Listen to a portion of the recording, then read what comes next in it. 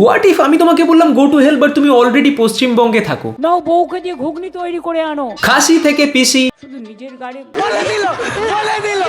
মাসি থেকে মেসি, কাগজ যেখানে টাটকা কিন্তু খবরটা বাসি। এই নেতাজির নাম চেঞ্জ হয়ে পকেট পরোটা হয়ে গেছে, জানতাম না তো। কংগ্রেচুলেশন, যদি তুমিও আমার মতো পাবলিকের ট্যাক্সের টাকায় বানানো 1 ঘন্টা 2 মিনিটের পশ্চিমবঙ্গ সরকারের সেই ঐতিহাসিক ক্রিয়েশন দেখে ফেলো, যার নাম লক্ষ্মী এলো ঘরে। প্রধান চরিত্রে নন আদার দেন বাংলার ক্রিস্টোফার নোলানের বউ এবং বর্ধমানের 20 মাল অভিনয় করেছেন। তবে একটা রিকোয়েস্ট রইল যে এটার সিকুয়াল হিসেবে রাজ্যের ব্যর্থতা নিয়ে একটা সিনেমা বানানো হোক, যেটাই আমরা আমাদের ট্যাক্সের টাকা হাসতে হাসতে জলাঞ্জলি দিতে রাজি, বাট এটার টাইটেল হতে হবে অভয়া গেল মোড়ে। Hello guys, it's my Debraj বহিরাগত back with another video of no intro only. এতদিন ধরে আমার ভিডিও না দেওয়ার কারণ লাস্ট 6 মাস ধরে আমি যা কিছুই যোগ লিখি দেখি পরের দিন মাননীয়া কোন এক স্টেজে বলে ফেলেছেন। আমরা দিদিকে প্রশ্ন করলে তিনিও পাল্টা আমাদের প্রশ্ন করে এটা প্রমাণ করে দেন যে তিনিও ডেমোক্রেসির অংশ। তাই তো ওনার ব্যর্থতা ঢাকার অন্যতম অস্ত্র হলো তুলনা। দিদি ওই যে ওয়ামোমোর গোডাউনের লেবার গুলো পুড়ে মরল, দিদি শিল্প চাকরি দিদি একটা নাবালিকা মেয়েকে মোলেস্ট করা হয়েছে, জাস্টিস ফর কি নাম কি? আগে দিদি ওটা অভিষেকের মেয়ে। এমনিতে কিন্তু বাংলায় সবকিছু সস্তায় পাওয়া যায়, সেটা রাজুদের পকেট পরোটা হোক বা আইটি হেড দেবাংশু। রাজ্যে সবকিছু এত সস্তা, তাই আসল সমস্যা নিয়ে কেউ কথাই বলছে না। একদল বিহারি নিয়ে পড়ে আরেক দল বাংলাদেশি নিয়ে। আর যারা বিশ্বাস সারনেম থেকে ভোট দিলে এতকাল বিশ্বাস ভাঙলো তো। যে ক্রীড়ামন্ত্রী নিজেকে ক্রিয়ামন্ত্রী উল্লেখ করে এমন আকাট মূর্খগুলো মেসিকে এমন ভাবে জড়িয়ে ধরে ঘুরছিল যেন মেসি নয় দেশি বোতলের পার্টনার।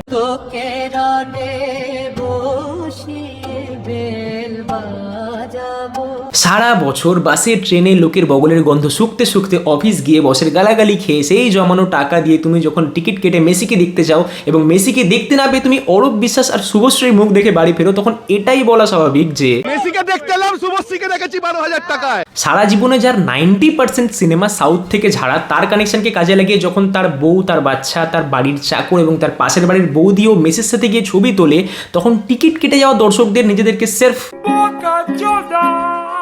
বলাটাই স্বাভাবিক। এটা সালাইভা, এটা থালাইভা, আর এটা অ্যামিবা। ক্রিস্টোফার রাজ নোলানকে অ্যামিবা বলার কারণ অ্যামিবা এককোষী আর দাদা আমাদের এক চোখো। আমাদের বাংলার ক্রিস্টোফার রাজ নোলান আরজি কর বা ল কলেজ বা প্রতিদিন বাসের ট্রেনে ধাক্কা খাওয়া মহিলাদের চিৎকার শুনতে না পেলেও ওনার ট্রোল হওয়া মিসেসের নাকের শিকনি মোটেই বরদাস্ত করতে পারেন না, অর ড্যামেজ কন্ট্রোলে নেমে পড়েন। কিন্তু রাজ্যের ড্যামেজটা একজন নারীকে যেভাবে কুৎসা এবং নোংরা ইঙ্গিত এবং তার শারীরিক গঠন, তার পরিবার, তার বাচ্চা কাচ্চা নিয়ে যারা এগুলো করছে, আমি তাদেরকে সবাইকে চিহ্নিত করে আমি তাদের এগেইনস্টে আমি স্টেপ নেব। আমার ভিডিও দেখার পর যদি আজকে রাত্রে ঘুমের অসুবিধা হয় রাস্তা, তুমি কিন্তু লগ্নজিতার গান শুনতেই পারো, তবে সেকুলার গান শুনতে চাইবে না। সেকুলার গাওয়া বারণ কারণে অকারণ। আচ্ছা রাজদা, বলছি লগ্নজিতার ছোট চুলের জন্য কি ওকে মহিলা হিসাবে ধরলে না? মানে চোতা টোতা লিখলে না? তোমাদেরই ইন্ডাস্ট্রির লোক, তাও তুমি অপরাধীর কান টান টেনে ছিঁড়লে না? মেসির জায়গায় শুভশ্রীকে দেখানোর বদলে এবার টাকা ফেরত চাই। লক্ষ্মীর ভান্ডারে সুদ কে দেবে? তবে দেশের 150 কোটি জনসংখ্যার মাঝে যদি সব থেকে বেশি কেউ লাকি হয়ে থাকে সেটা রাজুদা। সে তুমি যতই হিংসা করে ওকে বলো, এবার তুমি হয়তো ভাবছো যে ওয়াই রাজুদা ইজ সো ফাকিং স্পেশাল, যে মেসির অটোগ্রাফ জাঙ্গিয়ায় লিখে বাড়ি নিয়ে আসতে পারে। সেটা জানার জন্য তোমাকে ওর ব্রেনটা অনুবীক্ষ যন্ত্র দিয়ে দেখতে হবে। এবার তুমি আমাকে জিজ্ঞেস করবে অনুবীক্ষ যন্ত্রটা কি? অনুবীক্ষ যন্ত্র কি জানো? দেহের কোষগুলো দেখার জন্য অনুবীক্ষণ যন্ত্র ব্যবহার করা হয়। যারা হিস্ট্রিতে অনার্স আছে তারা বলতে পারবে। ভালো জিনিস অনেক কিছুই ঘটেছে লাস্ট 14 বছরে, সেটা মানতে শেখো। অ্যাটলিস্ট এটা তো জানা গেছে যে ওয়েস্ট বেঙ্গলে কতজনের প্রাথমিক খাদ্য চটি। আরো আছে, চামড়া এক্সপোর্ট ইন্ডাস্ট্রির একটা সম্ভাবনা দেখা যাচ্ছে, কারণ পৃথিবীর 3টে সবচেয়ে এক্সপেন্সিভ চামড়া হলো কুমিরের, অজগরের আর পার্থ চ্যাটার্জির অনুগামীদের। জেল থেকে বেরোনোর পর তাকে ওয়েলকাম করা দেখে নিজের অস্তিত্বের উপর সন্দেহ হয়েছিল। ভাই যখন কিছু নেই 1000 টাকা নাও, ঘর থেকে কিছু চা কিনে তৈরি করো, বাস স্ট্যান্ডে গিয়ে দাঁড়াও, নাও বউকে দিয়ে ঘুগনি তৈরি করে আনো, বাস স্ট্যান্ডে গিয়ে দাঁড়াও। বাস স্ট্যান্ডের প্রতি আপনার এত অবসেশন কেন জানি না, কিন্তু ওখানে বিনা চাঁদা দিয়ে দাঁড়াতে গেলে আপনার ইউনিয়নের লোকই না মেরে বিশ্ব বাংলার ওই বক পেছনে ভরে দেবে। সবই তো জানেন দিদি, আপনারই তো সব ছেলেপুলে। প্রত্যেকটি ছেলের সাকসেসের পিছনে একটি মহিলার হাত থাকে, তবে ইউনিয়নের দাদাদের ক্ষেত্রে ওটার ব্যতিক্রম, মহিলার চটি। আমার সমস্ত বই লেখা আছে টাকা পয়সার উপরে কখনো লোভ করতে নেই। তুই ছিঁড়ে ফেল এসব বই পড়লে তো তুই ফকির হয়ে যাবি রে। যার বাড়িতে বাবা চাকরি হারিয়ে বা খেতে না পেয়ে ডিগ্রির আগুনে সেঁকা ঘুগনি বেচতে রাস্তায় বেরোবে, তার বাড়ির ছেলেটা বা মেয়েটা কি মুখ নিয়ে আপনার কলেজ ইউনিয়নের দাদাদের পিছু পিছু মিছিলে বেরোবে বলতে পারবেন? আমরা ঘুগনি বেচে দিন চালনা করি বা ইজ্জত বেচে, ফ্যান হওয়ায় কিন্তু আমরা এখনো বিশ্বের 1 নম্বরে। তা সামনে মেসি থাক বা মেসো, আমিও একজনের ফ্যান, না না দেন দিদি। যবে থেকে উনি বলেছেন বেশি করে সিগারেট খাবেন তাহলে টাকাটা আমার তাড়াতাড়ি খেয়ে আসবে। একদিকের ফুসফুস ড্যামেজ করে ফেলেছি। যবে থেকে উনি বলেছেন আমি চাই আপনারা গরিব থাকুন। 6 মাসে একটা ভিডিও দিচ্ছি, যতটা গরিব থাকা সম্ভব আর কি। ঘুগনিও বিক্রি করতাম নেহাত, বাড়িতে একটি স্ত্রী নেই। আর ফ্যান হব নাই বা কেন, লেদার এক্সপোর্টের সুপারভাইজার তো বলেইছেন। মমতা বন্দ্যোপাধ্যায় হচ্ছেন শ্রীরামকৃষ্ণ আর অভিষেক বন্দ্যোপাধ্যায় হচ্ছেন স্বামী বিবেকানন্দ। এখানে দুটো প্রশ্ন দাঁড়ায়, এক হচ্ছে বিষয়টা বেলুড় মঠ কর্তৃপক্ষ জানে কি, আর 2 নম্বর হলো বিবেকানন্দের একটি পোষা কুকুর ছিল যার নাম বাঘা। দেবাংশু তার জাতিস্বর নয় তো? তাই কুণাল ঘোষের রামকৃষ্ণ আর বিবেকানন্দের ঠেলায় এখন বাংলা 2 ভাগে বিভক্ত।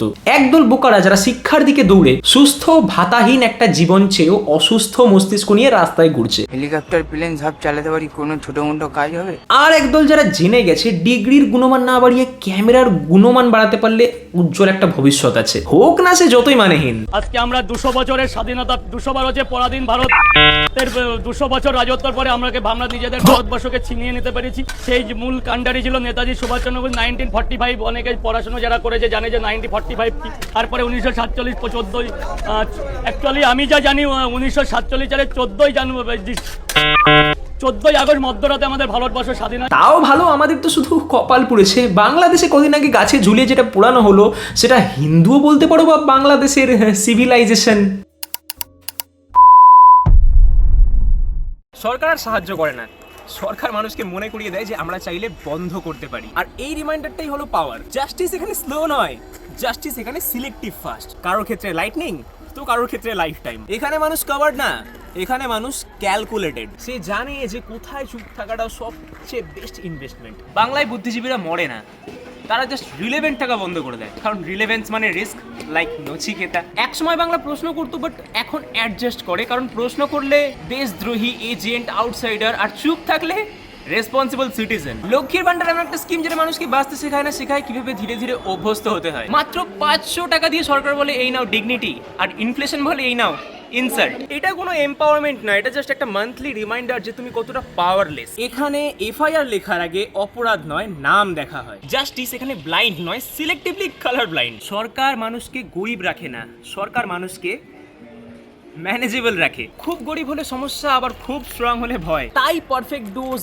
Survival, not progress. বাংলার সবচেয়ে সাইলেন্ট জায়গা কিন্তু গ্রেভইয়ার্ড নয়, ক্লাসরুম। এই রাজ্যে সবচেয়ে ডেঞ্জারাস জিনিস ক্রাইম না, কারাপশন না, ইভেন পভার্টিও না। সবচেয়ে ডেঞ্জারাস জিনিস হলো মানুষ আর অবাক হয় না। মানুষ অ্যাডজাস্ট করতে শিখে নিয়েছে, আর অ্যাডজাস্টমেন্টই হলো পার্মানেন্ট ডিক্টেটরশিপ। এটা রোস্ট না, এটা কোনো রেজ না, এটা বিদ্রোহ না, এটা শুধু একটা রাজ্যের পোস্টমর্টেম রিপোর্ট। একটা ফাও যোগ বলি, পৃথিবীর কোনো দেশের কোনো রাজ্যের উন্নয়নের পাঁচালীর মধ্যে একটা তুখোর কনসেপ্ট মাথায় আসেনি বলেই সোভিয়েত ইউনিয়ন টেকেনি, হিটলার দেহত্যাগ করেছিলেন এবং নেতাজি দেশে ফিরেও বাড়ি ফেরেননি।